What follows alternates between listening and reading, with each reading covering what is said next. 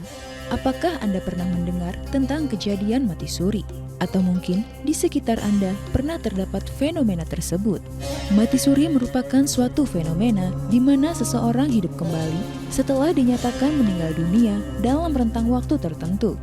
Pada sebagian masyarakat besar meyakini apa yang diucapkan oleh orang yang baru saja mati suri adalah sesuatu yang benar. Namun, tak ada yang bisa memastikan apakah yang dilihat oleh mereka yang mengalami mati suri memang benar ada atau tidak.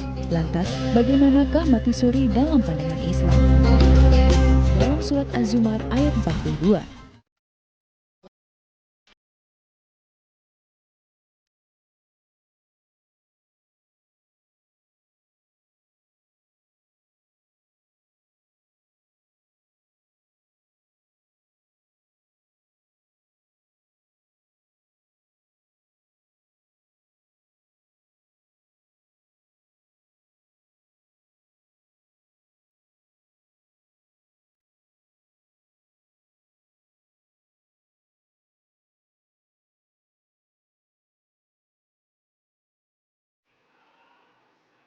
A'udzubillahi minasyaitonirrajim. Bismillahirrahmanirrahim. Assalamualaikum warahmatullahi wabarakatuh.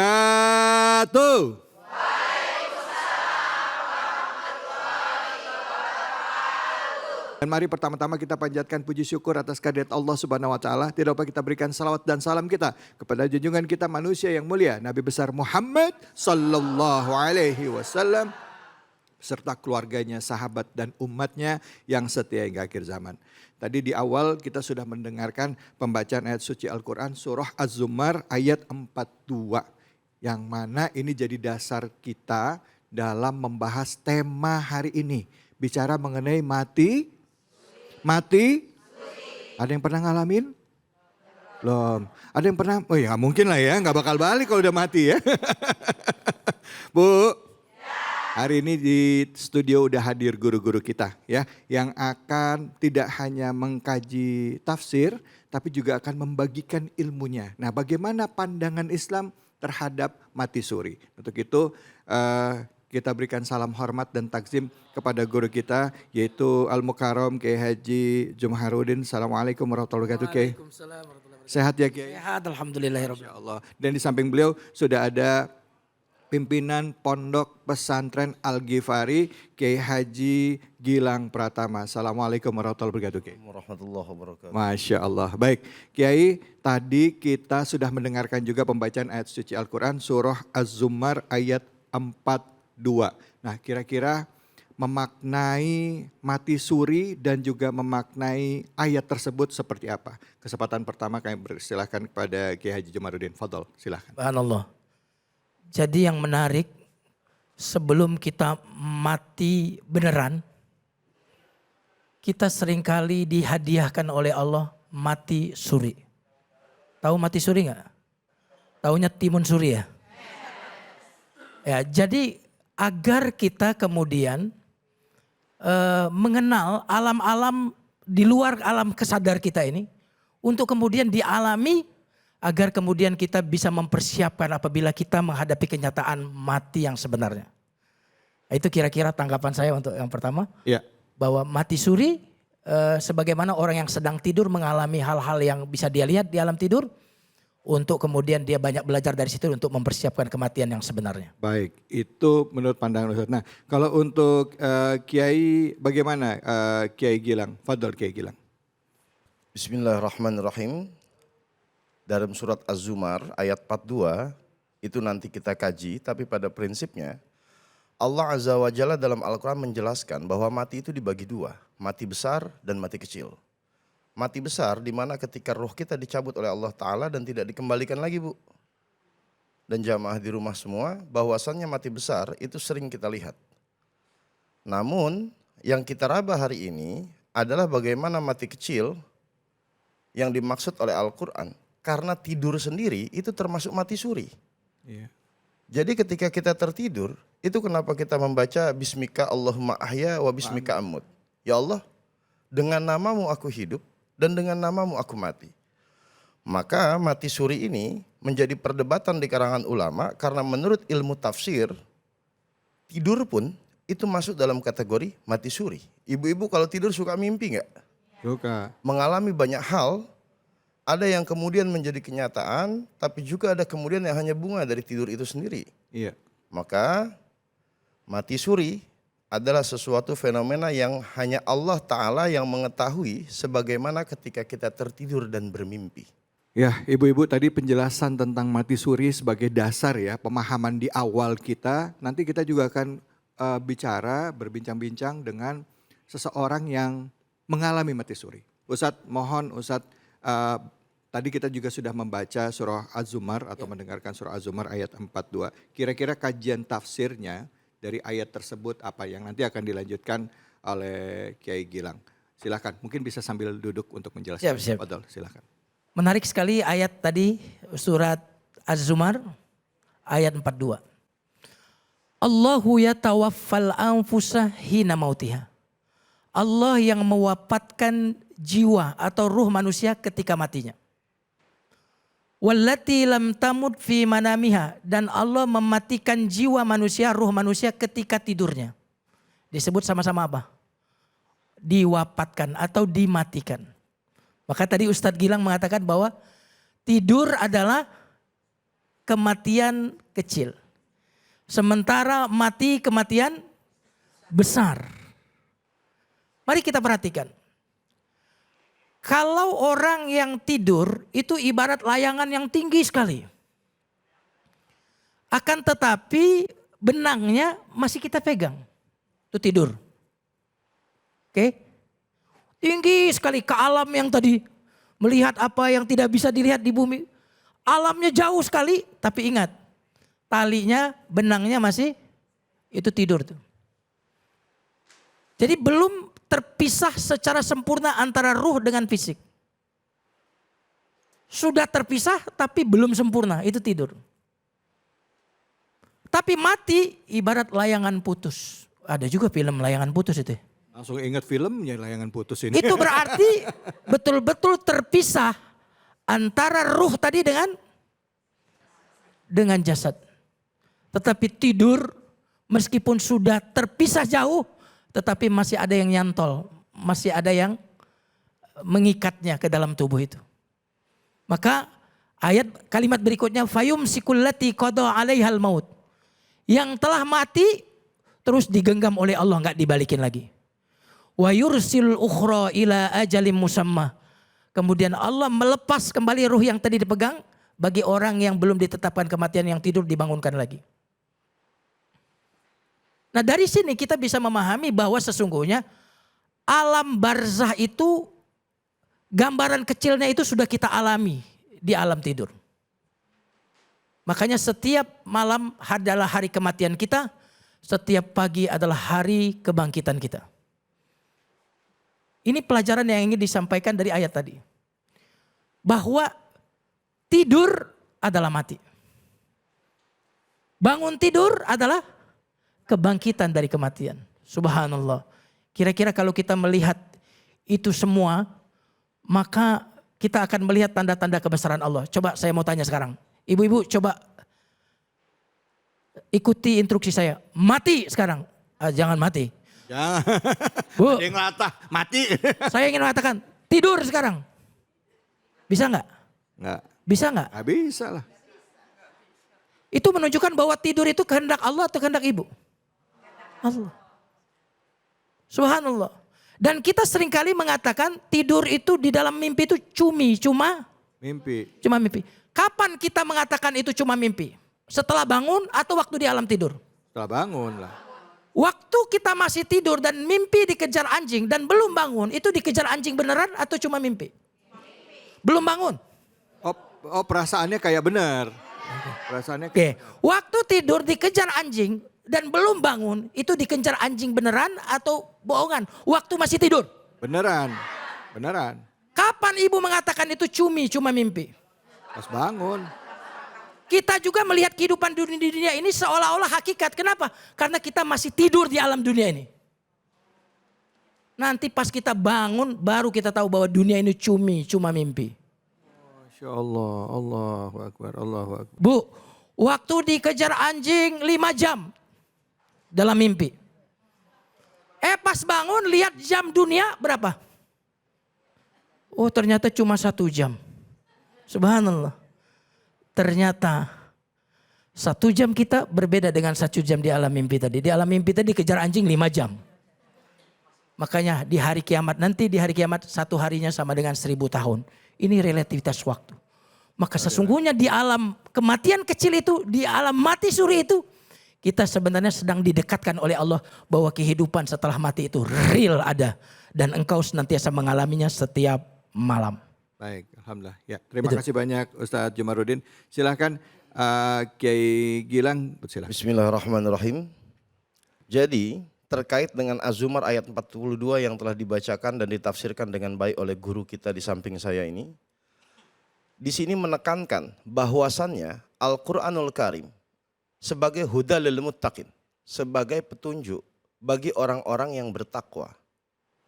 Itu kenapa kita diturunkan kitab suci yang bernama Al-Quran yang tidak diturunkan dalam satu masa. Namun Al-Quran diturunkan, dicicil oleh Allah Ta'ala selama 23 tahun dari mulai zaman kenabian di Makkah sampai ke Madinah. Sehingga seluruh fenomena yang ada dalam diri manusia tentu akan dikaji secara detail dalam hadis Nabi SAW. Sehingga Al-Quran hanya frame dasar yang memberikan gambaran ini. Az-Zumar ayat 42, Az-Zumar ayat 41, Al-An'am ayat 60, Al-An'am ayat 61, sampai di Al-Baqarah ayat 259, itu jelas mengkaji tentang bagaimana kekuasaan Allah menghidupkan lalu mematikan. Bagaimana Allah dalam surah Al-Imran dijelaskan bahwasannya Allah lah yang memasukkan siang ke dalam malam dan memasukkan malam ke dalam siang, menghidupi orang yang mati dan mematikan orang yang hidup. Lalu maksud dari ayat-ayat ini apa? Hal yang paling penting dikaji di sini ada satu kesamaan dari seluruh ayat ini. Yang pertama, Allah menyatakan, aku menggenggam semua ruh. Aku ambil hari ini, ada yang untuk selamanya. Maka dia masuk dalam kematian yang besar. Lalu ada juga yang kemudian dikembalikan. Inilah mati yang kecil. Jadi prinsipnya, seluruh ayat Al-Quran yang berkaitan dengan kematian itu memberikan kita gambaran bahwa kita tidak boleh melakukan 2 hal. Yang pertama, bertanya kapan kita mati. Lalu yang kedua, bertanya bagaimana kita mati. Allah tidak memberi kita pilihan ini. Allah hanya memberikan bagaimana cara kita menjalani kehidupan. Sebagaimana hadis Nabi SAW dalam kitab Al-Adhkar, bahwasannya Kanjeng Nabi menyatakan, cara hidupmu akan menentukan cara matimu. Dan cara matimu akan menentukan bagaimana barzah bersikap terhadapmu. Masya Allah. Berarti Islam saling mengaitkan, kalau kamu hidup baik, tenang saja. Nanti kamu pun mati akan dengan cara yang baik. Orang yang senang baca sholawat, senang baca istighfar, niku mesti nanti wafat dalam keadaan yang baik. Maka pesan saya, hiasilah mulut kita dengan lafaz-lafaz ilahiyah seperti banyak membaca sholawat, Allahumma sholli ala sayyidina Muhammad wa ala ali sayyidina Muhammad, memperbanyak istighfar, sehingga diri kita terjaga dari segala bentuk kemaksiatan. Mungkin kurang lebih Baik, alhamdulillah. Terima kasih banyak Kiai Gilang sudah menjelaskan tafsir dari surah Az-Zumar ayat 42 ya. Itu bicara mengenai bagaimana kekuasaan Allah terhadap ruh makhluknya ya, khususnya makhluk manusia. Sesuai dengan tema kita bicara mengenai mati suri. Tadi saya sudah sampaikan bahwa akan hadir bersama kita orang yang mengalami mati suri. Mungkin juga di antara pemirsa di rumah pernah mengalami itu atau merasa mengalami itu. Nah, hari ini kita akan coba kaji. Nah, hadir bersama kita silahkan kami persilahkan. Assalamualaikum warahmatullahi wabarakatuh kepada Ustadz Edi Susanto. Fadol, Masya Allah. Silakan Ustadz bergabung dengan kita. Beliau ini juga pimpinan dari Pondok Pesantren Motivator Quran dan Miracle Quran. Assalamualaikum, silakan Ustadz. Fadol. Silakan Ustadz, boleh di sini Ustadz, di tengah-tengah. Silakan Ustadz. Kita berdiri saja ya. Baik, Ustadz sebelum nanti kita ngobrol-ngobrol lebih jauh, saya mau tanya, Ustadz pernah mengalami mati suri? Pernah ngalamin 2 kali. 2 kali? 2 kali. Waduh Bu, 1 Yang kali. ketiga mimpi. Yang ketiga mimpi, 2 kali mengalami mati suri. Memang ada ya orang ngalamin mati suri sampai 2 kali. Tapi nanti kita bahas ya, Ustadz, apa yang dialami, apa yang dirasakan, dan kok bisa sampai mati suri 2 kali, dan bagaimana Islam memandang hal ini tentang mati suri. Ya, apakah ada batasan-batasannya supaya kita tidak salah nangkep hanya di sini. Di mana? Di Cahaya Hati Indonesia.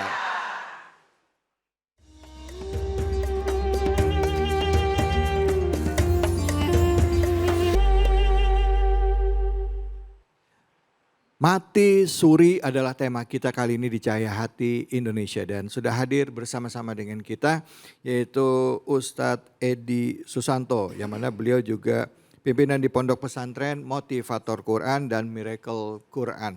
Assalamualaikum warahmatullahi wabarakatuh Ustadz. Waalaikumsalam warahmatullahi wabarakatuh. Ustadz, saya dengar Ustadz mengalami mati suri, betul ya, tahun 2016 ya, pertama kali. Pertama kali. Dan 2016. Ustadz tadi menyampaikan bahwa saya ngalamin mati surinya 2 kali. Yang pertama 2016 ya. Itu di usia berapa dan apa kira-kira yang dialami sampai Ustadz bisa klaim itu adalah sebagai peristiwa mati suri? Silakan Ustadz Fadul. Baik, Mas David dan pemirsa semua, saya ngalamin mati suri itu 2016 pertama kali. 2016 pertama kali. Dan di saat itu kondisi saya terlalu sibuk dengan dunia. Walaupun saya pernah mondok alumni pesantren, tapi akhiratnya kurang. Sehingga hampir waktu saya habis untuk urusan dunia. Bukan nggak boleh urusan dunia, boleh banget. Cuma kan harus seimbang. Nah saat itu saya kondisi tidak seimbang. Cita-cita pengen punya pesantren sudah ada, sehingga Allah menunjukkan, ya, ini pengalaman pribadi, ya, mungkin orang-orang berbeda-beda. Di 2016 itu ketika saya merenung dan saya sedang mencoret-coret, menulis-nulis tentang impian-impian saya yang pengen saya wujudkan di kamar itu, setelah ngalamin perenungan di hari itu, dan disitulah ada suara, ya, ada suara bahasanya begini. Edi, ajalmu sudah tiba, waktumu di dunia sudah habis. Intinya saatnya kamu mati, sudah dipanggil oleh Allah seperti itu. Suara itu membuat saya tak berdaya. Jadi ada rasa takut dan tubuh itu menoleh saja tak mampu, Bu. Padahal saya pengen teriak, ini siapa? Tolong saya, keluarkan saya dari kamar ini. Maka tubuh itu perlahan-lahan jatuh ke sebelah kanan. Disitulah proses sakaratul maut itu terjadi, ya.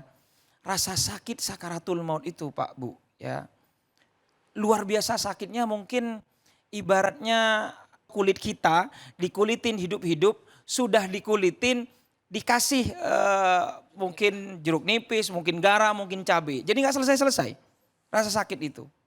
Nah proses sakaratul maut itu adalah puncaknya rasa sakit. Ini yang dirasakan ya, yang dirasakan Ya. yang dirasakan pada saat itu ya. Pada saat itu. Oke. Ya, proses sakaratul maut itu. Nafas ada di tenggorokan, ya. Disitulah tergambar Bapak Ibu. Tergambar bagaimana kayak kita melihat kisah hidup kita yang di setel ulang, ya. Seperti ngelihat televisi, seperti ngelihat proyektor yang besar, ya. Mengalami itu, di mana kita bermaksiat kepada Allah, itu tergambar. Kapan, di mana, dan semua kebaikan-kebaikan kita tergambar. Maka proses sakaratul maut itu berlapis-lapis rasa sakitnya. Bukan cuma ruh yang dicabut, tapi ada lagi tambahannya yang membuat kita itu sakit. Ya ruh kita, jiwa kita semua sakit semua. Apakah itu? Satu, nyesel selama hidup di dunia amal ibadah kita kurang. Ya, yang kedua, menyesal ternyata kita banyak melakukan kemaksiatan-kemaksiatan. Disinilah maka hikmahnya nanti proses sakaratul maut ini membawa perubahan besar dalam hidup saya. Itu yang saya rasakan ya. Yang mungkin juga dirasakan oleh keluarga saya dan lain sebagainya.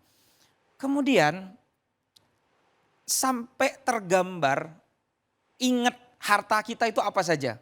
Sekecil apapun harta kita, ya, bahkan uang 1.000, 2.000 saya itu ingat betul, di saku di belakang pintu itu pengen kita berteriak, tolong ambil harta saya, infakin ke semua.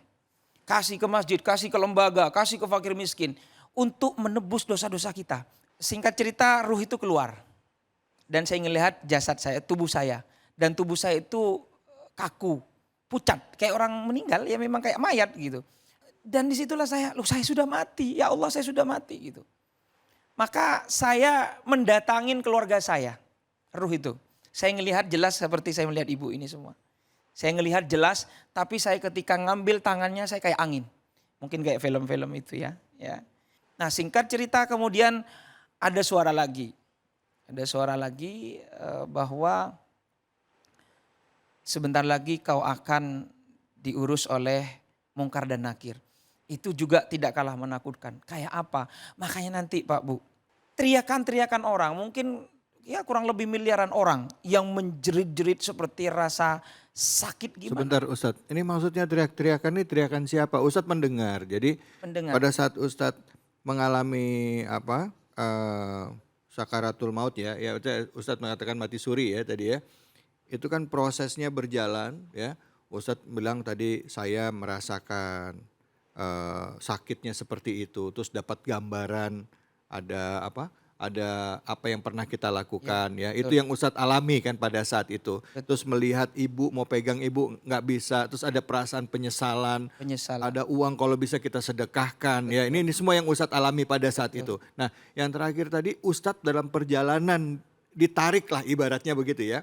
Mau sakaratul maut itu Ustadz mendapatkan seolah-olah ada yang Ustadz rasakan itu mendengar teriakan-teriakan gitu. Teriakan siapa yang Ustadz dengar? Saya tidak tahu, tapi teriakan itu banyak karena saya minta tolong ke orang-orang, nyari-nyari keluarga saya supaya membantu saya untuk bisa hidup lagi gitu. Itu proses lagi. Ini masih proses awal ini ya, setelah proses sakaratul maut itu. Nah teriakan orang ini Mas David banyak sekali dan menjerit-jerit seperti kesakitan yang gak sanggup nahan rasa sakit. Suara yang didengar itu Suara ya? didengar. Suara yang didengar itu. Suara didengar Ya. itu. Terus lanjut ada seorang orang tua suami istri yang itu kayak dikerangkeng dengan besi yang panas. Itu kayak ngesot, Oke, merangkak-rangkak. ini gambaran yang Ustadz lihat. Ya, Oke, silakan. gambarannya seperti itu dan wajahnya itu hangus. Dia merintih-rintih ngomong begini Mas David. Ya Allah, aku dulu mengandung anakku. Aku membesarkannya, aku memberi makan. Ya Allah, sekarang mereka melupakan saya. Mereka melupakan saya ya Allah. Jadi yang di alam barzah itu butuh doa-doa kita. Bu. Nah ini mungkin gambaran seorang orang tua yang tidak mendidik anaknya dengan yang benar, dengan agama yang benar. Kayak apa tuh menyesalnya? Itu berteriak-teriak, nangis Mas David. Kayak apa penyesalannya itu seorang tua yang punya anak tapi melupakan dia. Gitu. Itu gambaran-gambaran itu seperti itu. Ya. Iya. Oke, Ustadz, saya mau disclaimer dulu sama ibu-ibu ya bahwa apa yang disampaikan oleh Ustadz ini adalah apa yang beliau rasakan dan apa yang beliau alami. Menurut beliau pada saat beliau mengalami mati suri. Mungkin orang-orang atau ibu bapak pernah mengalami atau merasakan seolah-olah mati suri atau memang merasakan mati suri dan punya cerita yang berbeda ya. Nah, ini menurut cerita beliau yang kita coba kita gali satu-satu ya Bu ya, Bapak ya. Nah, Ustadz, apa yang jadi titik balik Ustadz pada saat Ustadz kan sudah sampai itu akhirnya Ustadz ya kan Hidup sekarang lagi. ya kalau bilang tadi sudah mati suri sekarang udah balik lagi nih. Nah, apa yang akhirnya Ustadz oke gitu. Ada peristiwa apa atau gimana sampai akhirnya bisa hidup lagi gitu. Baik. Kenapa saya meyakinkan diri menceritakan bahwa ini mati suri Mas David karena saya mimpi pun ngalamin. Proses sakaratul maut itu mimpi. Sebenarnya sama-sama menakutkan, mengerikan. Jadi kalau ini memang saya ngalamin tidak dalam mimpi gitu yang pertama. Kalau yang pertama dulu Ustadz, itu bisa sampai akhirnya balik lagi itu apa Ustadz? Kemudian saya terus meminta sama Allah untuk dihidupkan. Saya minta kepada Allah terus, tidak ada hentinya untuk meminta sama Allah untuk dihidupkan dan saya keliling di situ. Jadi alam itu kayak berlapis-lapis begitu Mas David. Yeah. Sehingga saya pergi ke rumah antar orang dan lain sebagainya untuk membantu saya. Akhirnya saya ketemu masjid. Saya kenapa menarik ngelihat masjid ini? Karena kayak ada cahaya Mas David. Kayak ada cahaya maka masuklah saya di situ. Di situ itu ketika saya masuk saya kaget. ternyata banyak orang yang membentuk lingkaran tapi masih anak-anak muda yang lagi pegang Quran, yang ngaji. Dan wajahnya itu kayak tembus ke langit, kayak tembus dari atasnya masjid itu bersinar indah. Maka saya merasa iri, ya Allah ini siapa? Maka ada suara Mas David, ada suara begini, itulah orang-orang yang mencintai Al-Quran. Itulah orang-orang yang memperjuangkan Quran, itulah orang-orang yang menghafal Quran. Wajahnya bersinar dan lain sebagainya. Maka saya pergi ke mimbar itu melihat, menyaksikan alangkah indahnya, alangkah bahagianya orang ini. Alangkah asiknya orang ini begitu. Maka saya menangis di situ di mimbar itu. Menangis sampai saya itu berteriak di situ. Nangisnya itu bukan nangis biasa, kayak nangis berteriak. Ya Allah, hidupkan saya walaupun 2 menit, 3 menit saja ya Allah. Maka saya akan perjuangkan Quran hingga detak jantung saya terakhir. Maka saya akan perjuangkan hingga nafas yang terakhir Al-Quran ya Allah. Karena selama ini walaupun saya kuliah di PT IKI yang berkaitan dengan Quran, karena saya yaitu sibuk dunia. Maka penyesalan itu muncul luar biasa. Kayak sudah penyesalan itu diubun-ubun Mas David. Pokoknya ya Allah saya nggak pengen mati saat ini. Tolong saya, bantu saya, hidupkan saya ya Allah dengan keridhaan-Mu, dengan rahmat-Mu ya Allah. Saya nangis terus, cukup lama saya nangis di situ. Sampai ada di posisi di puncaknya nangis itu, tiba-tiba ruh itu masuk ke tubuh saya dan saya merasakan tubuh saya itu hangat lagi. Jadi kayak kita nggak bisa nafas, tiba-tiba begini, bisa nafas begitu. Nah itulah titik sehingga saya waktu itu bangun dan duduk dan saya gemetaran. Saya menangis di situ mengalami peristiwa yang mengerikan itu. Ya, Ustadz saya lihat Ustadz dari tadi ngangguk-ngangguk. Kira-kira Ustadz tadi mau ditanyakan gak Ustadz? Fadl Ustadz, silakan Ustadz. Subhanallah, iya. Cuma mungkin ingin menanggapi dikit deh. Iya, iya. Jadi ketika kita berada di alam dunia, penglihatan kita terbatas. Iya. Pendengaran kita terbatas. Karena kita seperti seekor burung yang ada di sangkar. Betul ya? Terbatas sekali gerak-geriknya. Tapi ketika seekor burung ini dilepas dari sangkarnya, dia bisa terbang jauh. Maka ketika ruh ini keluar dari cangkangnya yang bernama tubuh ini, maka saat itu kemudian dia memiliki kemampuan melihat yang tak terbatas, mendengar yang tak terbatas. Subhanallah. Maka kematian adalah perpindahan dari ruang yang sempit, dari tempat yang sempit ke tempat yang tak terbatas luasnya. Kematian adalah ketika seorang janin meninggalkan rahim untuk hidup di alam dunia yang lebih luas ini. Apa yang beliau tadi saksikan, ceritakan, itu mirip ketika kita bermimpi di alam tidur itu. Iya. Kita bisa, saya tadi alhamdulillah pergi umroh dalam mimpi. Iya, iya, iya. Bisa coba, waktu pun kemudian menjadi tidak membutuhkan waktu yang besar. Kenapa? Karena saat tubuh kita, ruh kita ini berada di dalam tubuh kita ini kemampuan terbatas. Tapi ketika dia keluar, fabasaruka liyauma hadid, penglihatanmu akan tajam. Ya. Oke, Kiai silakan Kiai Gilang. Mungkin bisa menanyakan lagi atau mempertajam atau mungkin Kiai ada tanggapan, silakan. Mungkin saya untuk mempertajam sudah cukup apa yang beliau jelaskan, betapa luar biasa apa yang Ustadz tadi gambarkan, apa yang beliau ceritakan terkait pengalaman pribadi beliau secara gaib dalam mistisisme kehidupannya. Namun saya dalam hal ini ingin menggarisbawahi bahwasannya seluruh fenomena yang terjadi dalam diri manusia ini tentu berkaitan dengan hakullah. Apalagi yang berkaitan dengan alam kematian. Alam kematian adalah satu alam kumparan dasar dari sebuah kehidupan. Jadi Bu, selama ini kita berpikir bahwa kita ini berasal dari alam kehidupan, lalu kematian memutus segalanya. Ini kan kita berpikir begitu nih Bu. Iya betul. Tapi ternyata tidak. Ternyata alam kematian ini adalah kampung halaman kita, yang kemudian Allah Ta'ala memerintahkan kita untuk menjadi musafir di alam dunia. Masya Allah. Yang kemudian kita cepat atau lambat akan kembali ke kampung halaman kita.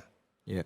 Sehingga sesungguhnya alam kematianlah yang menjadi alam yang nyata bagi kehidupan alam yang sementara ini. Itu kenapa Kanjeng Nabi SAW beliau bersabda, kata Nabi, bahwasannya alam dunia adalah rumah bagi orang-orang yang gak punya rumah. Ini kita ini Bu, lagi tamasya. Kita akan melaporkan apa yang kita lihat, apa yang kita dengar kepada Allah Azza wa Jalla. Saya tanya sama ibu, ibu asli dari mana sebelum tinggal di Pondok Kelapa? Ibu dari Solo, Masya Allah. Ada yang dari Solo, ada Dari yang mana lagi Bu? Mana? Garut ya Bu? Berarti Bu, kita bersepakat bahwasannya kita ini datang ke ibu kota, tapi kita punya kampung halaman. Ada yang dari Garut, ada yang dari Solo, ada yang dari mana-mana. Kira-kira ibu rindu gak pulang kampung? Yakin? Hanya orang-orang yang benar yang merindukan kampungnya. Ya. Tapi sekarang kalau saya bilang, ibu ini bermasalah di kampung. Di kampung ini ibu masalah dan ibu ini lari ke kota. Kira-kira ibu mau gak pulang kampung? Enggak. Ya enggak mau lah. Karena ada masalah.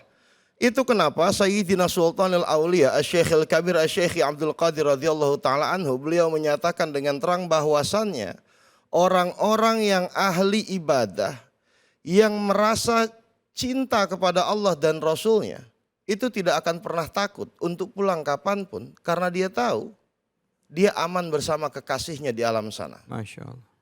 Itu yang pertama. Yang kedua, ketika kita nanti wafat, itu rasanya sakit. Itu saya sangat meyakini itu.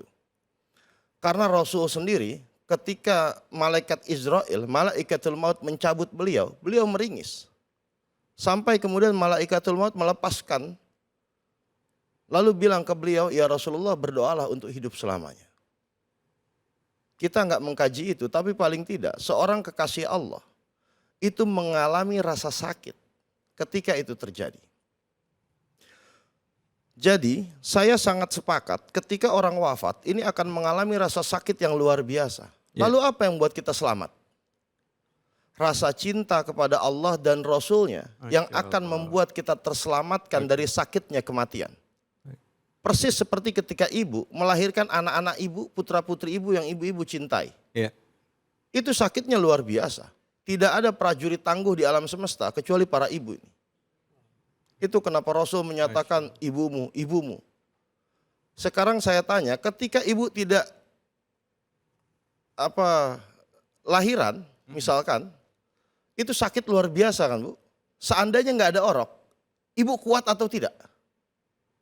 Tentu tidak. Maka yang saya sampaikan di sini bahwasannya yang paling penting, pertama, apa yang terjadi di alam gaib itu adalah masuk dalam kategori gharibul ma'nan. Ya. Dalam ilmu tafsir gharibul ma'nan berarti yang tahu hanya Allah dan Rasulnya. Maka ketika saya diminta untuk menanggapi beliau, saya berprasangka baik apa yang beliau alami adalah hikmah yang baik bagi kita semua. Masya Allah. Baik. Adapun cerita-cerita di dalamnya itu adalah haknya Allah Azza wa Jalla yang tentunya hanya Allah dan Rasulnya yang mengetahui hal tersebut. Baik Ustadz, baik. Nanti Ustadz kita bisa pertajam lagi di kajian tafsir ya.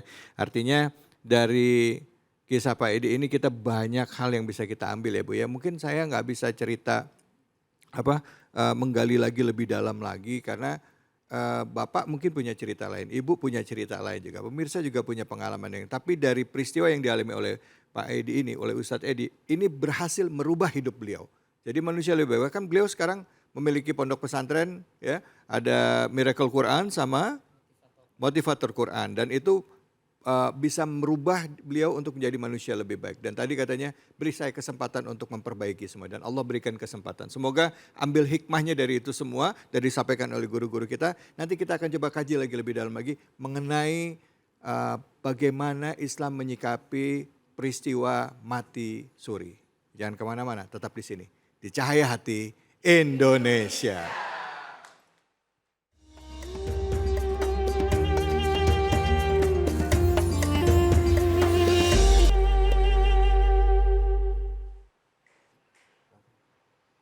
A'udzu billahi minasyaitonir rajim. Bismillahirrahmanirrahim. Allahu yatawaffal anfusa hina mautiha wallati lam tamut fi manamiha fayumsikul lati qada 'alaiha al-mauta wa yursilul ukhra ila ajallim musamma inna fi dzalika laayatin liqaumin yatafakkarun. Jadi Allah Azza wa Jalla, beliau berfirman dalam surah Az-Zumar, Bu. Allah Ta'ala menyatakan, Allahu yatawaffal anfusa hina. Di sini ditegaskan bahwasannya Allah secara mutlak dalam keadaan yang tidak sulit, Allahu yatawaffa. Itu menjelaskan berarti Allah betul-betul menguasai dan betul-betul memegang apa yang dipegang. Di sini dikatakan anfusahina. Dalam pola penciptaan yang perlu betul-betul kita fahami bahwa manusia ini memiliki 3 ornamen dalam dirinya. Yang pertama, ar-rihun, yaitu tiupan dari sisi Allah Azza wa Jalla yang dinamakan roh. Tapi yang kedua, anfus. Itu kenapa ayat-ayat yang berkaitan dengan kematian dinyatakan kullum nafsin dha'iqatul maut. Mesti kullu nafsin wala kullu ruhun. Jadi bukan kata Quran, bukan yang berarti roh, tapi yang berarti an-nafas. An-nafas ini apa? Kita kenal dengan bahasa jiwa. An-nafas itu adalah jiwa yang menggerakkan diri kita. Lalu ketika kita mati, apa yang dibawa? Maka di ayat ini dijelaskan bahwasannya jiwa kalian itu berada mutlak dalam genggamanku, kata Allah. Mutlak dalam genggamanku, dalam artian aku tidak kesulitan sedikit pun mau aku ambil ataupun tidak aku ambil. Tapi di di lanjutan ayat ini Allah menyatakan dengan terang, aku memegang jiwa orang-orang yang aku kehendaki. Tapi kemudian sebagian dari jiwa-jiwa itu aku kembalikan. Di situ dikatakan, di sini dijelaskan oleh Allah Azza wa Jalla bahwasannya hina mautiha wallati lam tamut fi manamiha. Bahwasannya orang-orang yang belum mati pun itu aku genggam. Kapan? Pada saat mereka dalam keadaan tertidur. Itu kenapa Sayyidina Syekh Abdul Fida Ismail Ibnu Katsir radhiyallahu taala anhu, beliau menyatakan bahwasannya mati dibagi menjadi 2. Mati besar dan mati kecil. Ketika kita mati besar, itu tentu waktunya akan tiba. Yang muda bisa wafat lebih dulu. Yang tua boleh jadi wafat lebih lama.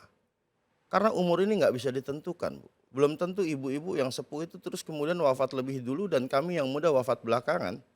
Ini belum tentu. Itu kenapa Imam Ghazali dalam kitab Ihya al-Ulumuddin bertanya ke murid-muridnya, apa yang paling dekat? Muridnya jawab, segala macam. Imam Ghazali bilang, yang paling dekat dengan kita itu kematian.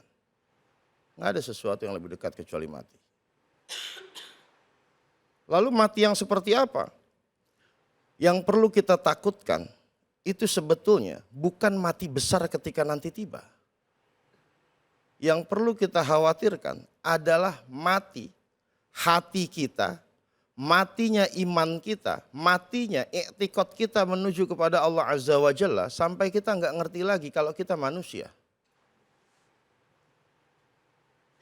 Jadi yang paling berbahaya itu ketika hati kita mati membusuk dalam jasad yang hidup. Na'udzubillah min dzalik. Itu kenapa Imam Ghazali dalam kitab Ihya al-Ulumuddin beliau menyatakan bahwasannya hatimu itu sama seperti jasadmu, butuh makan dan butuh minum. Apa makanan hati? Hikmah.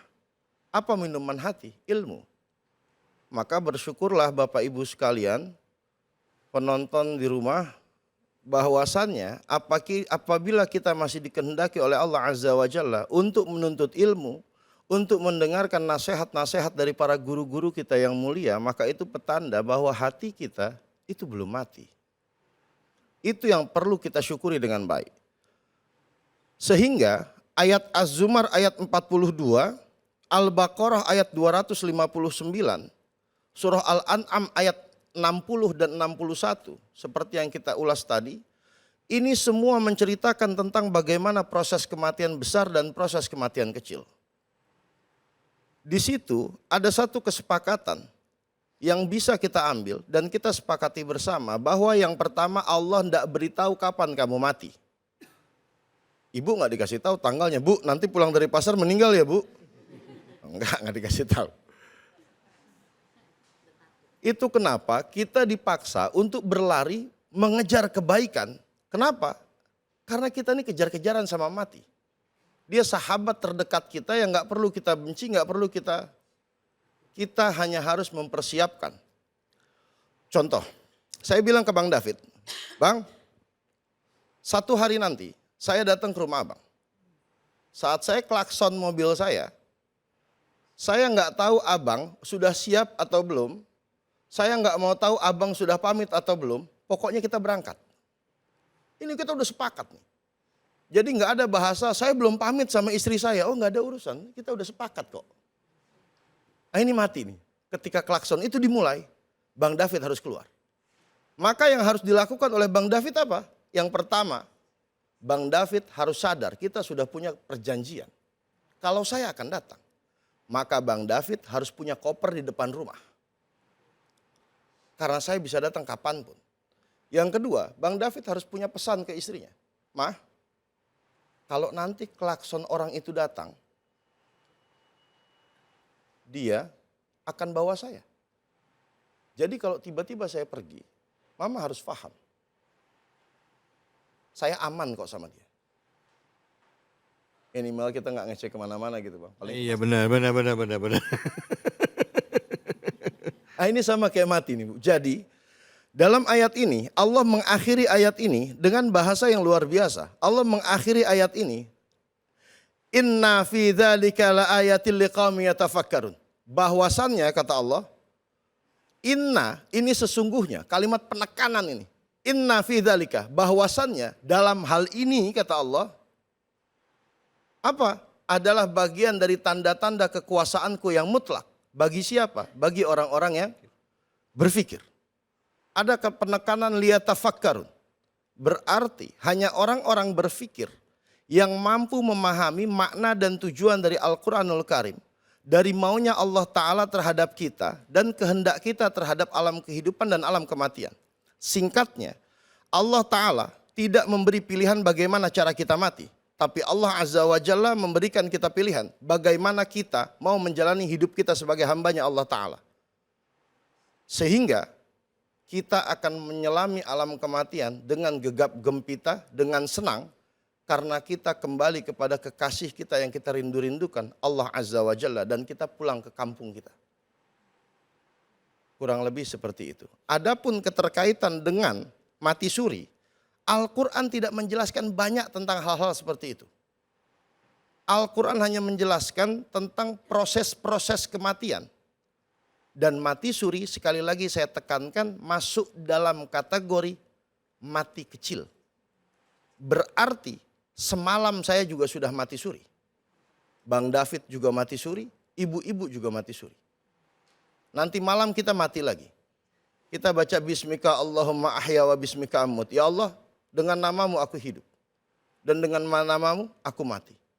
Mohon matikan saya dengan baik dan membangkitkan saya dalam keadaan yang lebih baik di esok hari. Mungkin sekian dari saya gitu. Masya Allah, baik. Terima kasih banyak Kiai. Bu, serius ya Bu ya? Udah siapin koper belum? Hah? Udah bilang belum sama suami manak? Hah? Udah belum? Ini dia barusan Kiai ngomong, Mas David udah siapin koper Bu, saya langsung kerasa Bu. Belum, saya belum siapin koper.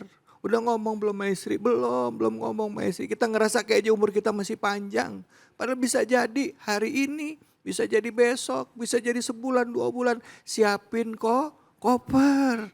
Ya, apa itu? Amal soleh kita siapin. Bekal kita siapin. Bu, Bu. Iya aja. Siapa yang mau nanya? Silakan angkat tangannya. Siapa ada yang mau nanya?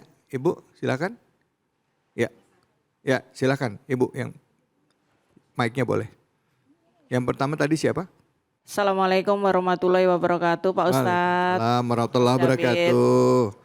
Mohon maaf, mau izin bertanya. Boleh, nama siapa nama? Nama Atik, Bu Atik. nggih dari Pondok Kelapa, Majelis Pondok Kelapa. Taklim Al-Hidayah. Al-Hidayah, Masya Allah silahkan Ibu. Begini Pak Ustadz, kalau kita mati itu kan ada tanda-tandanya gitu. Yang ya sebagian orang ada tandanya, ada yang langsung meninggal ya Pak Ustadz. Kalau untuk yang mati suri itu kayak yang tadi tema itu apa ada tanda-tandanya juga Pak Ustadz? Mohon penjelasannya. Terima kasih. Assalamualaikum warahmatullahi wabarakatuh. Waalaikumsalam warahmatullahi wabarakatuh. Tanda-tanda orang mati suri gitu ya Bu ya maksudnya ya. Oke silakan Ustadz. Mungkin Ustadz tadi bisa. Bismillah, saya coba jawab ya Bang. Ya silakan. Jadi yang pertama Bu, ketika kita mau wafat atau dikatakan mati besar, tentu ini kita memiliki tanda-tanda. Yang pertama, tanda-tanda orang yang mau wafat, dia ngerti kalau dirinya mau wafat. Ini secara alamiah betul, dia Iya, mengerti. Iya. Namun dia susah mendefinisikan itu. Dia hanya kebingungan, seperti terjadi sesuatu dalam dirinya yang dia nggak ngerti definisikannya apa. Itu yang pertama. Yang kedua, mati ini adalah bagian daripada rahasia besar Allah Azza wa Jalla.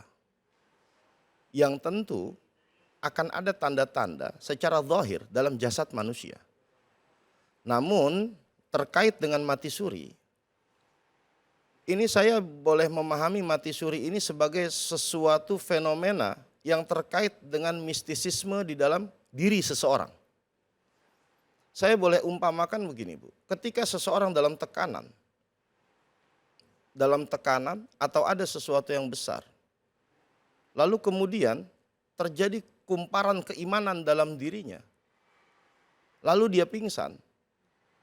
Ini tentu ciri-ciri pertama dari mati suri. Yang pertama adanya tekanan.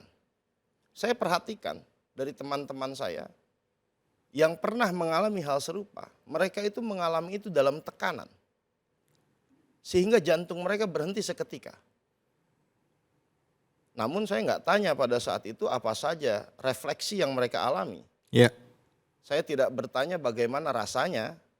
Saya hanya bertanya ketika itu terjadi, kamu sedang apa? Sahabat-sahabat saya di luar sana menjelaskan bahwasannya mereka pada hari itu sedang dalam pikiran yang kacau, sedang dalam tekanan, mereka membutuhkan suntikan kehidupan yang baru dari sisi Allah Azza wa Jalla. Ya. Tapi di luar daripada itu, kita harus mengambil hikmah dari proses kejadian seseorang yang mati suri, bahwasannya mati suri ini menggambarkan ke kita bahwa kematian itu ada. Ya. Yang kedua, kita harus memotivasi diri kita, anak kita, suami kita, istri kita untuk senantiasa menyembah dan memuja kepada Allah Azza wa Jalla. Iyyaka na'budu wa iyyaka nasta'in. Ya. Minta hanya ke Allah, nyembah hanya ke Allah. Sehingga mau bagaimanapun ciri-ciri ketika mau mati, apapun yang terjadi ketika kita mati, kita akan lebih siap. Ya. Kenapa? Karena kita yakin betul Allah bersama dengan diri kita. Dan kita sudah berupaya semaksimal kita untuk menyesuaikan maunya Allah dengan apa yang kita kerjakan. Masya Allah. Kurang lebih seperti itu. Baik, Alhamdulillah. Terima kasih banyak. Ya, Bu. Makasih Ustadz Gilang. Makasih Bu. Dalam medis definisi orang meninggal itu salah satu diantaranya adalah henti jantung. Ya, jantungnya berhenti. Ya, akhirnya menyebabkan dampak ke yang lainnya, termasuk fungsi otak dan lain sebagainya. Tapi di dalam Islam definisi kematian itu adalah pada saat ruh keluar dari jasad. Nah, makanya kita mesti jelas dulu nih ya gitu. Yang dimaksud mati suri ini gimana? Apakah pada saat beliau mengalami itu jantungnya berhenti berdetak ya kan? Atau mungkin hanya pengalaman spiritual ya? Karena tidak jarang juga ada orang yang mengalami koma, dia merasakan ruhnya itu seperti tadi dikatakan oleh Ustadz Jumharudin bahwa ruhnya itu seperti burung yang lepas dari sangkar bisa kemana-mana. Ketemu orang yang meninggal, ngelihat orang tuanya dan lain sebagainya. Kita coba melihat ini dari sudut pandang agama Islam. Yang tadi sudah disampaikan oleh Ustadz, Islam memandangnya seperti ini loh ya. Supaya kita tidak salah pemahaman dan salah memaknai kejadian tersebut. Jangan mana-mana, setelah ini kita akan lanjut lagi. Kita akan dengar kajian tafsir juga bersama dengan guru kita, Kiai Haji Jumaruddin, tentunya hanya di sini. Di Cahaya Hati Indonesia.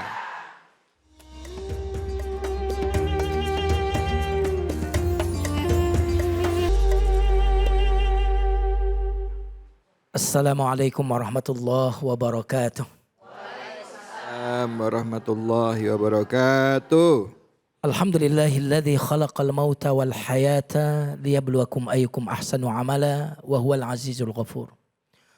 Allahumma salli wa sallim wa barik ala nabiyyina Muhammadin sallallahu alaihi wasallam wa ala alihi wa ashabihi wa man sara ala nahjihi bi ihsanin ila yaumiddin, amma ba'd.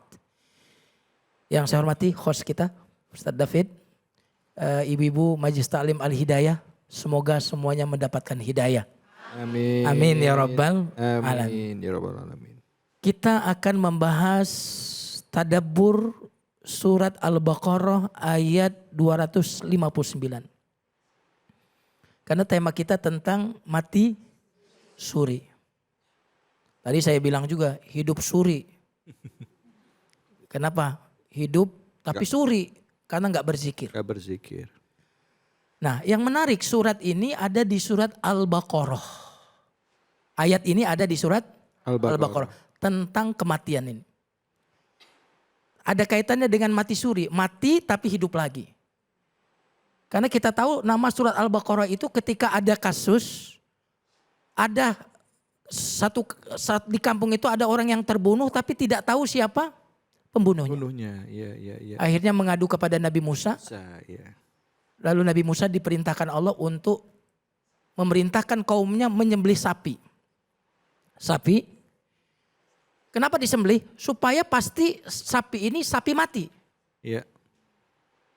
Lalu anggota dari sapi ini, entah itu ekornya, entah itu apapun anggota tubuhnya, dipukulkan kepada orang yang terbunuh tadi. Sehingga lalu kemudian yang terbunuh ini dipukulkan dengan salah satu organ sapi tadi, kemudian dia hidup lagi. Subhanallah. Ini menunjukkan bahwa Allah mampu menghidupkan yang mati dari yang mati. Ya.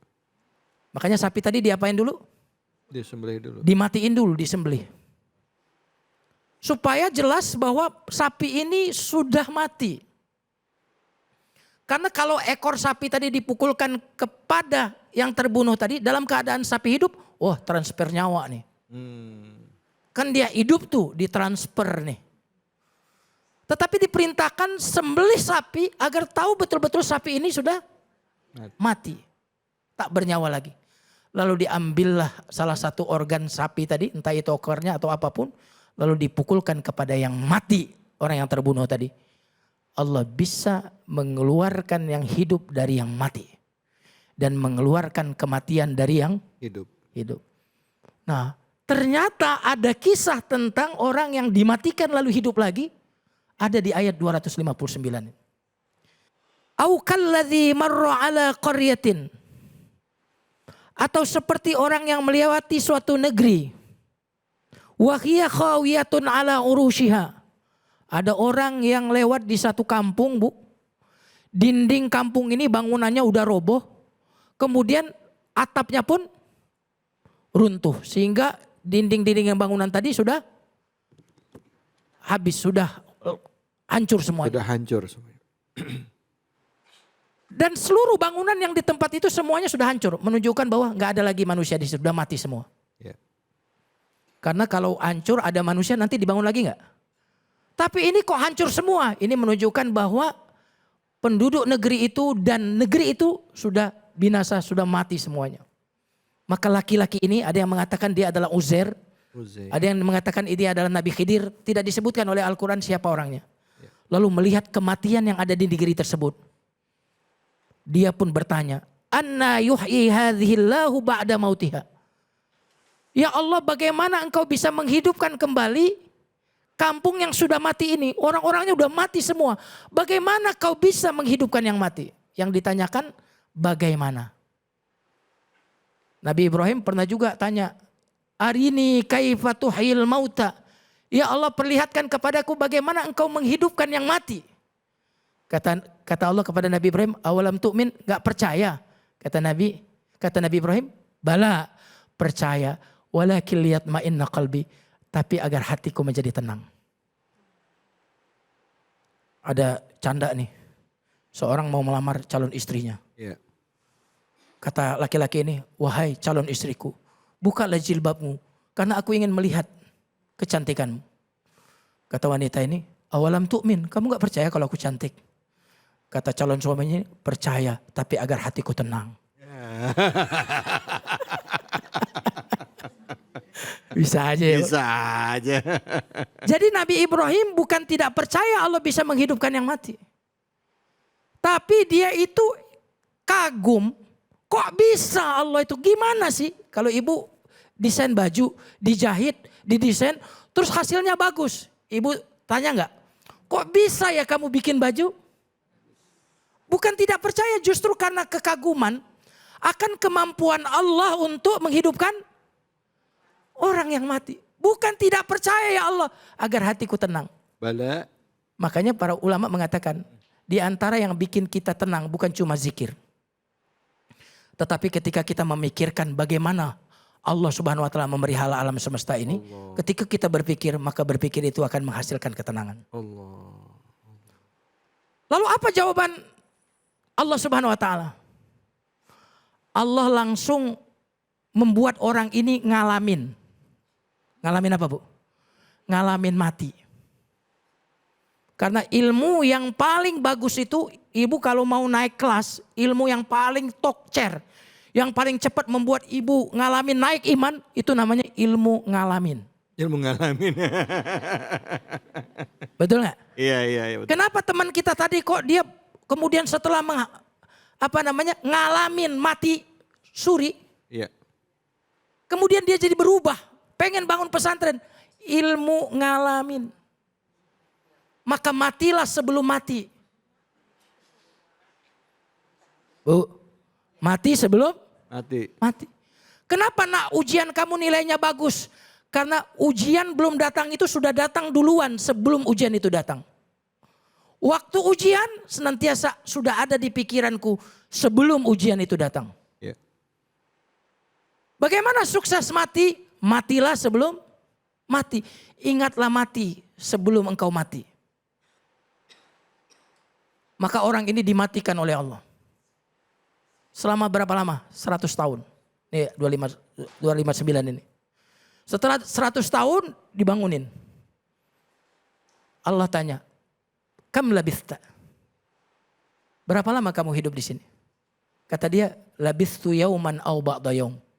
Saya ada di sini ini kira-kira setengah hari atau 1 hari penuh. Kata Allah, bal labithta mi'ata amin. Kamu di sini tuh 100 tahun. Bukan 1 hari atau setengah hari. Kira-kira orang yang ngomong setengah hari, 1 hari tadi benar atau dusta? Enggak dusta, benar. Benar. Perasaannya dia betul gitu. Allah mengatakan kamu 100 tahun. Benar atau benar? Benar. Dan luar biasa ayat ini. Ayat ini ingin mengatakan bahwa kamu itu jujur, kamu gak bohong. Dan aku pun kata Allah jujur bahwa kamu betul-betul 100 tahun. Bagaimana ayat ini menjelaskan? Kata Allah kepada orang ini, fanzur ila ta'amika wa syarabika. Ayat 259. Lihatlah ke makananmu dan minumanmu itu. Lam yatasanna, gak berubah, gak basi. Berarti benar gak jawaban orang yang tadi mengatakan 1 hari atau setengah hari? Betul. Lalu Allah ingin membuktikan bahwa Allah mengatakan bahwa dia benar. Wanzur ila himarika. Tapi perhatikanlah kepada himarmu. Apa himar? Keledaimu. Sudah jadi tulang belulang. Sudah rapuh semua. Tuh berarti 100 tahun ini. Iya. Makananmu kok belum basi? Berarti kamu setengah hari atau 1 hari. Subhanallah. Ini sangat indah ini. Mudah-mudahan kita ada waktu untuk menjelaskan. Iya. Lalu Allah mengatakan, perhatikanlah bagaimana tulang belulang ini aku akan bangkitkan. Oh, dikumpulin, terbang, kumpul nyatu, kemudian dibungkus dengan kulit. Kulit dan daging. Lalu hidup kembali unta ini. Nah, setelah melihat kenyataan itu, Maka laki-laki ini mengatakan, setelah aku melihat ini, aku sangat yakin, aku mengetahui bahwa Allah Maha Kuasa atas segala sesuatu. Perhatikan. Allah bisa untuk keledai, Allah panjangkan waktu 100 tahun. Ya kan? Karena keledai tadi sudah tulang belulang. Tapi waktu ini juga Allah bisa sempitkan untuk apa? Untuk makanan tadi. Ya. Itulah makna Asmaul Husna, Allah Maha menyempitkan qabid untuk makanannya tadi sehingga tidak basi seperti 1 hari atau setengah hari. Tapi untuk keledainya Allah buat basit, Allah panjangkan waktunya sampai 100 tahun. Masya Allah. Subhanallah. Dan ketika laki-laki ini dibangkitkan, bukan dihidupkan, dibangkitkan. Kalau dibangkitkan berarti waktu dia dimatikan 50 tahun dan selama 50 lalu mati selama 100 tahun, ketika dibangkitkan usianya 50 tahun. Mestinya kalau 50 tahun dimatikan lalu dibangkitkan mestinya berapa? 150 tahun. Iya. Tapi karena laki-laki ini ya Allah ingin memperlihatkan kekuasaan, ba'atsah dibangkitkan dalam keadaan usianya 50 tahun. Dan anaknya yang masih hidup tidak dimatikan itu lebih tua dari bapaknya. Subhanallah. Bagaimana Allah memegang waktu, dalam satu waktu ada yang disempitkan sehingga bagaikan setengah hari atau 1 hari, tapi dalam satu waktu itu bisa bagaikan 100 hari. Allah Maha Kuasa atas segala sesuatu, sehingga mati suri kalau Allah menghendaki itu bisa terjadi. Masya Allah, ya Allah, ya Allah.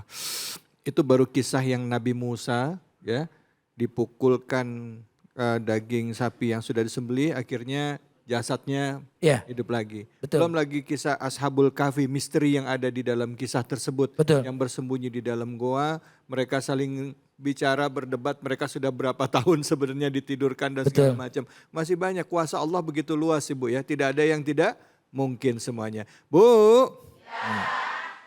ada yang mau nanya? Ada yang mau nanya, silakan Bu. Silakan Bu. Pak Ustadz, saya Ya. memperkenalkan diri, saya Bu Romlah dari Silakan. pengajian Jamaah Al-Hidayah Pondok Kelapa, Jakarta Timur. Subhanallah. Kata Ustadz David tadi BKT. Ya. Oh, luar biasa. Tempat lari pagi Ustadz. Subhanallah. Tempat makan lontong sayur. Subhanallah. Modus berarti larinya. Modus. Ya. Silakan. Silakan Bu. Yang saya tanyakan di sini, bagaimana caranya membedakan mati suri dengan halusinasi atau mimpi? Iya, Apakah ada beda kita untuk membedakan itu? baik. Terima kasih Ya. Pak Ustadz. Bagaimana cara membedakan antara mati suri dengan halusinasi? Ya, Atau mimpi gitu Ustadz ya. Ya. Atau mimpi. itu memang dunia yang agak mirip ya. Makanya kita katakan bahwa tadi Ustadz Gilang tadi mengatakan itu memang hakikatnya seperti apa hanya Allah yang tahu. Sehingga kalau saya ditanya bagaimana bedanya kalau orang mati suri dengan mimpi? Kalau mimpi tidur dulu. Betul nggak Bu? Kalau mati suri nggak harus tidur dulu. Tiba-tiba orang lagi duduk, tiba-tiba mengalami seolah-olah ruhnya itu. Tarik. Nah kalau halusinasi emang orang itu ngayal melulu. Memang punya masalah kejiwaan ya. Iya masalah kejiwaan. Hari-harinya udah kelihatan betul. Bu. Sudah memang ya orang itu memiliki masalah kejiwaan. Iya. Ya, tetapi kalau mimpi tidur dulu. Ya, tapi kalau mati suri terkadang sedang duduk begini tiba-tiba dia mengalami mati suri itu. Ya, Ibu boleh mic-nya didekatkan. Ya. Silakan Ibu. Berarti Pak Ustadz kita harus siap kapanpun ya. Iya, itulah indahnya mengapa Allah merahasiakan mati. Iya.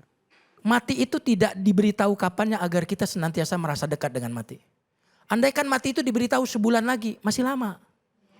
Oh seminggu udah berlewat, oh masih ada 3 minggu, masih lama. Tapi karena tidak ada yang tahu, maka mati itu dekat. Dan ingat ini, semua yang pasti itu dekat. Dan semua yang tidak pasti itu jauh.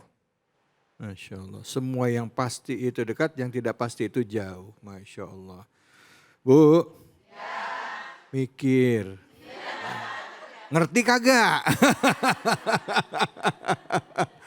Ustadz, ini sering kali ya, maaf ini bukannya saya tidak menghormati keilmuan ya, tapi tidak jarang ya ada dokter atau ya ahli medis yang mengklaim bahwa pasiennya usianya kurang lebih tinggal 3 bulan lagi atau paling minggu depan deh, atau berani klaim sebulan lagi usianya. Ada yang udah diklaim seperti itu ya, orangnya udah deg-degan, udah panik. Alhamdulillah 7 tahun masih napas aja tuh. Bener, tapi nggak jarang juga, ada juga yang diklaim di umur sekian, ya sebelum nyampe 1 bulan sudah meninggal dunia. Ada juga yang seperti itu. Tapi balik lagi, saya senang mengambil quote yang Ustadz sampaikan tadi, bahwa Al-Quran mengajarkan kita, Islam mengajarkan kita bahwa yang namanya kematian adalah misteri, yang memang hanya Allah yang tahu dengan kita ya, karena Allah yang menggenggam ruh kita semuanya. Bu, udah siap belum? Kata dia pasti gini, belum. Nah, kalau dia bilang belum apa ya jawabannya? Jawabannya? Belum. Kok kelihatan belum seperti orang yang tidak bersiap? Nah. Udah siap belum? Belum. Kok kelakuanmu seperti orang yang tidak bersiap-siap? Nah, benar. Kenapa kelakuannya belum seperti orang? Oh, kalau begitu bukan karena belum siap. Karena? Tapi ada cinta yang lain selain Allah. Ya Allah. Cinta? Iya, contohnya begini. Kalau ibu punya suami, kebetulan suami ibu dari Sumatera. Ibu sangat mencintai suami ibu. Kalau suami ibu ngajak ibu pulang ke Sumatera, pindah ke Sumatera, ibu berat atau tidak? Tidak. Kenapa? Karena seorang kekasih tidak berat untuk pindah kampung ke kampung kekasihnya. Betul atau tidak? Ibu cinta Allah enggak? Cinta. Cinta Allah atau tidak? Cinta. Maka kalau ibu cinta Allah, ibu tidak akan berat untuk pindah ke kampung Allah, ke kampung akhirat itu. Masya Allah, Masya Allah. Tapi nggak mau Ustadz. Oh berarti ada cinta yang lain selain cinta kita kepada Allah. Allah, cinta dunia. Memang bicara kematian seperti tadi sudah sampaikan bahwa itu adalah misteri kita dengan Sang Ilahi Robbi. Tapi kita wajib untuk mempersiapkan diri kita menghadapi kematian. Mengenai mati suri adalah suatu misteri antara kita dengan Sang Ilahi Robbi. Karena itu jangan kemana-mana, kita masih akan menyimpulkan dan berdoa bersama, serta nanti kita akan belajar ngaji dengan guru kita Kiai Munawir Ngajir. Jadi jangan kemana-mana, tetap di sini di Cahaya Hati Indonesia.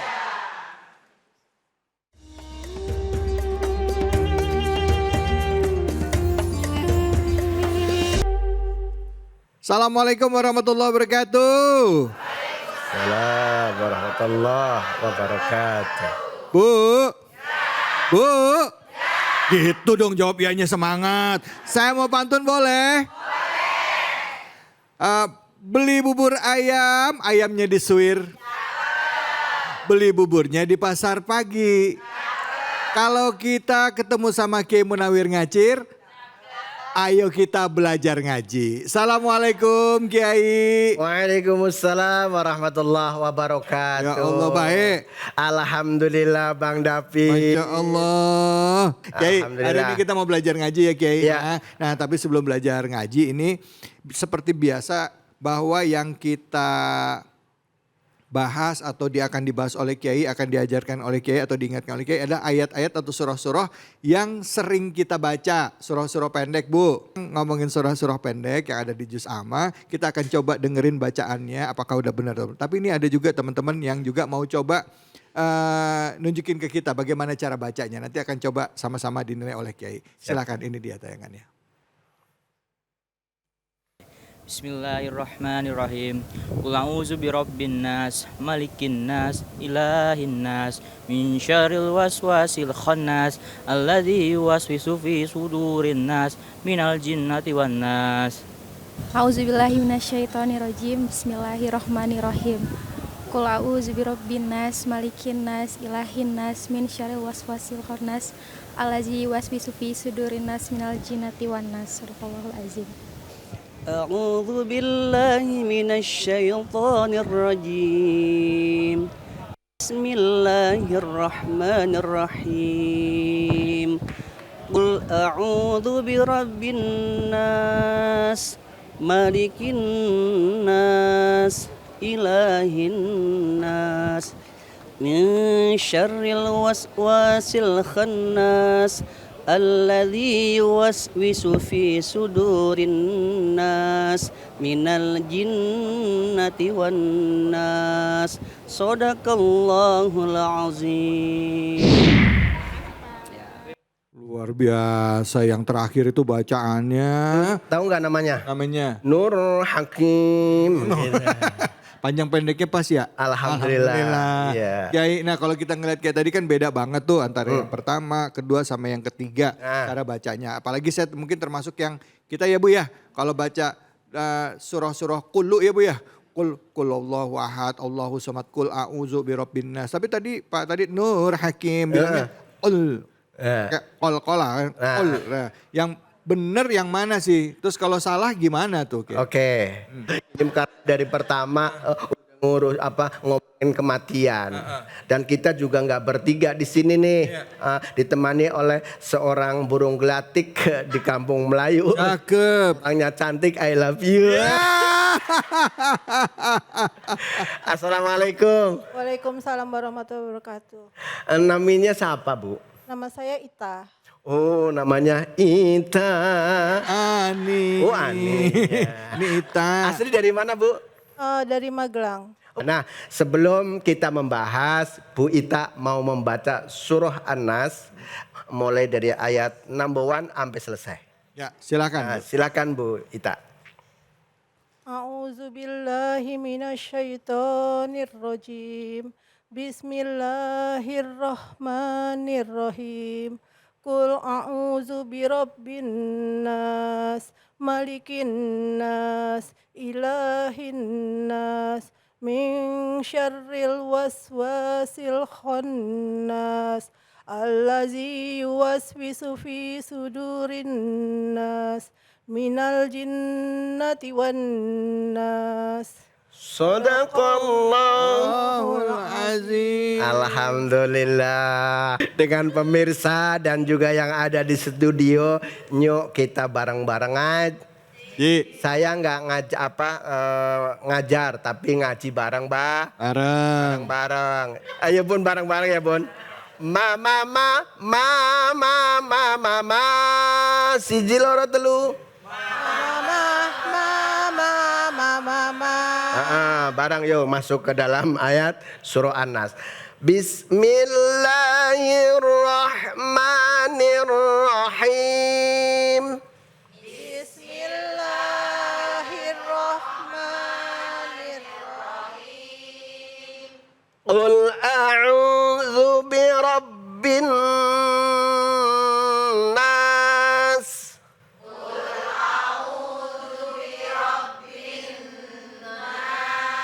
Coba sekali lagi siji loro telu.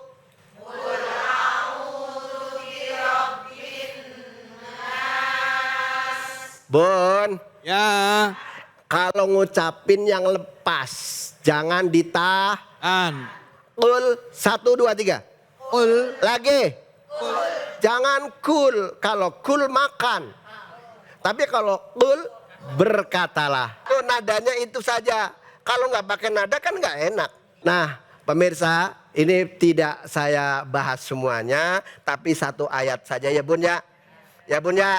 Ya. Nah, yang pertama ini huruf apa Bu? Mengada huruf kul. Off. Ya.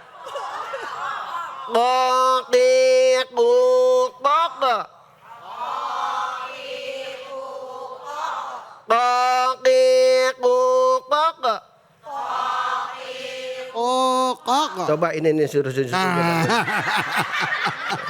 Ini. Ayo, 1 2 3. Kul. Tuh kan, kalau bareng-bareng tadi pas, tapi kalau dewekan nggak tahu. Pakai Q. 1 2 3. Kul. Allah ya Karim. Ibu malah pakai kul kok. Kirain kulkas ngomongnya.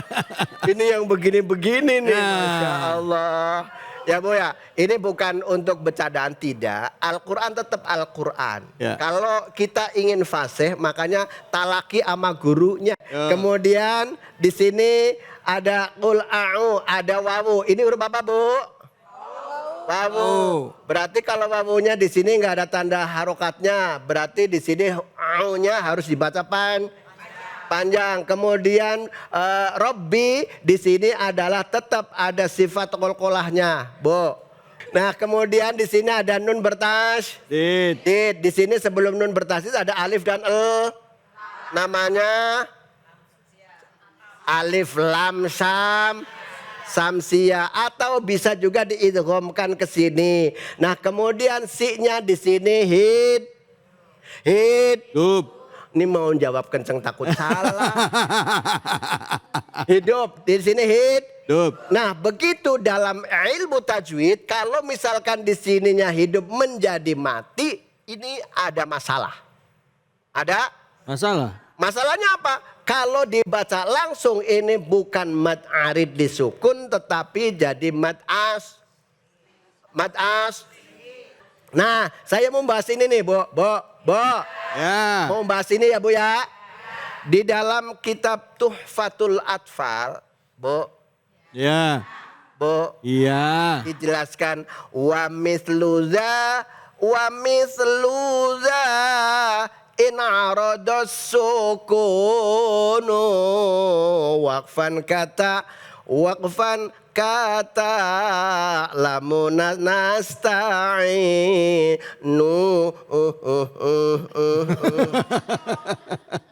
Kalau syair boleh Bu. Ya. Tapi kalau Al-Quran mutlak warattilil Qur'ana tartila harus tartil. Understand? Yes. Oke. Jadi di sini kalau dibacakan wasol sampai Birabbin nasi malikin nas, di sini jadi mad asli, tapi kalau diwakafkan diberhenti. Jadi sinnya menjadi mad. Nah, di sini makanya ada namanya arid. Arid itu baru tiba-tiba. Kalau yang masih tiba-tiba bermasalah karena sebab wakaf ya. Sebab wakaf, wakfan kata lamuna nasta'inu, seperti contoh tak lamun dan juga nasta'in. Nah, di sini ada birabbin nas. Ya, berarti sinnya menjadi mat. Yang tadinya Yuk, kita apa ayat yang pertama? Qul a'udzu birabbin nas. 1 2 3.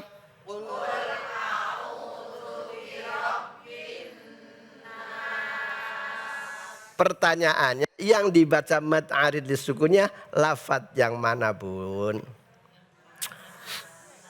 Jawab yang kenceng, Bun. Anas. Kalau nun bertasydidnya dibaca gunah atau dibaca deng. Tempatnya di Coba diulang, Bu Ida. Ayat yang pertama saja. 1 kali 3. Qul a'udzu. Ulangi lagi. Qalqalahnya, Bu. Qul a'udzu birabbin nas. Bun. Ya. Ini ambil rumah juga ingat mulu nih, Bun. Di sampai rumah udah kebayang mulu. Gimana? Coba kalau enggak. Coba. Nah, di sini nih. Coba bareng 1 2 3. A-nya jangan banyak. Bunda, nih makanya harus benar-benar membaca Al-Quran itu harus dilepas suaranya, jangan ditahan-tahan ya, kecuali sudah ahli dah. Kalau sudah ahli kan nanti mati juga bareng malaikat, ya enggak? Ya Bu ya? Ya. Ya Bu ya? Ya. Terus nih Bu. Terus enggak Bu? Terus. Nih jangan terus-terus enggak ya. Terus ya. Terus. Ayat yang kedua. Malikin nas. 1 2 3. Malikin nas. Perhatikan pelan-pelan.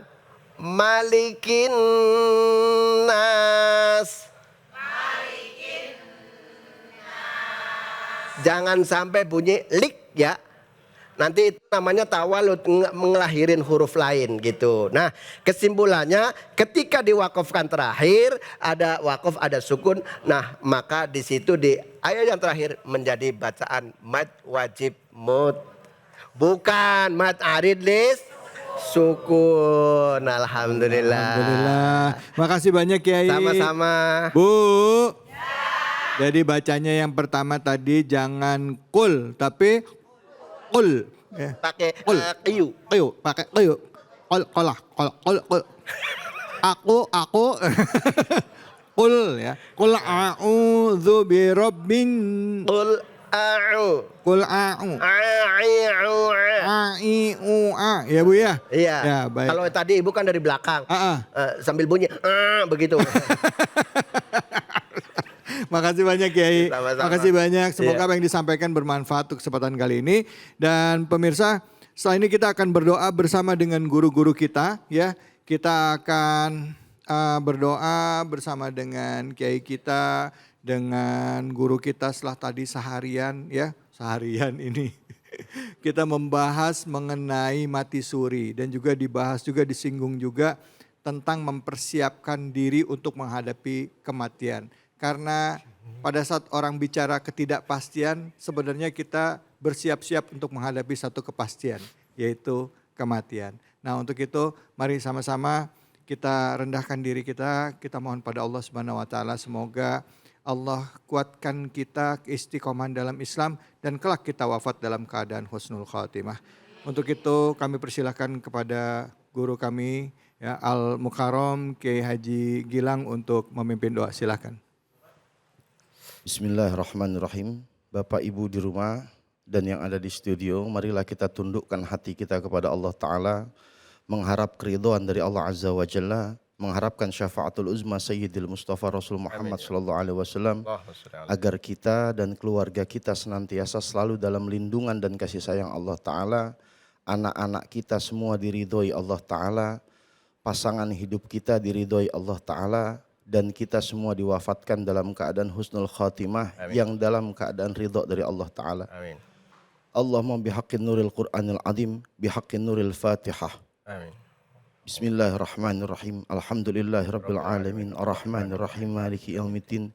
Iyyaka na'budu wa iyyaka nasta'in, ihdinas siratal mustaqim, siratal ladzina an'amta 'alaihim ghairil maghdubi 'alaihim waladdallin. Amin. Bismillahirrahmanirrahim. Allahumma salli ala sayyidina Muhammadin wa fatih lima uhlika wal khatimi lima sabaqa. Amin. Nasiril haqqi bil haqqi wal hadi ila siratikal mustaqim. Amin. Wa ala alihi wa sahbihi haqqa qadrihi wa miqdarihil azim. Amin. Ilahana ya Rabbana antal maqsudana wa ridhaka matlubana a'tina mahabbatak wa ma'rifatak. Allahumma bihaqqil fatihah wa bisiril fatihah wa bisyafaati fatihah. Amin. Wa bimu'jizati fatihah. Ya farijal ham ya kashifal gham. Ya man li'abdihi yaghfir wa yarham.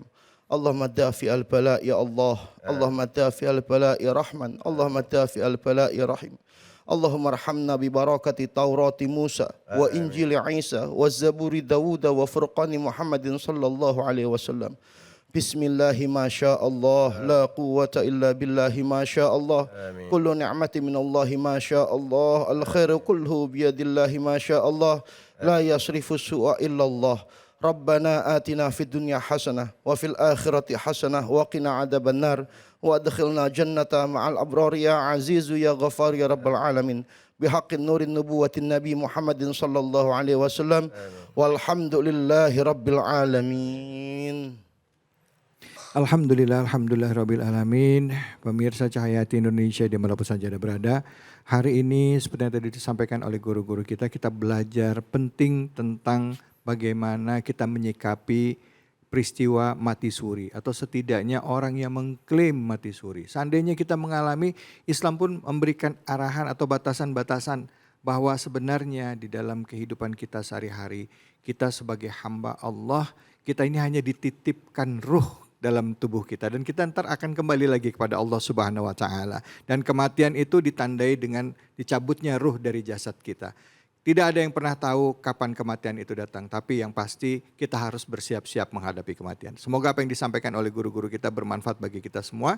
Saya David Halik undur diri. Billahi fisabilil haq fastabiqul khairat wallahu muwaffiq ila aqwamit thoriq. Wabillahi taufiq wal hidayah. Assalamualaikum warahmatullahi wabarakatuh. Waalaikumsalam warahmatullahi wabarakatuh. Maulaya salli wa sallim daiman abada ala habibika khairil khalqi kullihim. Maulaya salli wa sallim daiman abada ala habibika khairil khalqi kullihim. Huwal habibul ladzi turja syafaat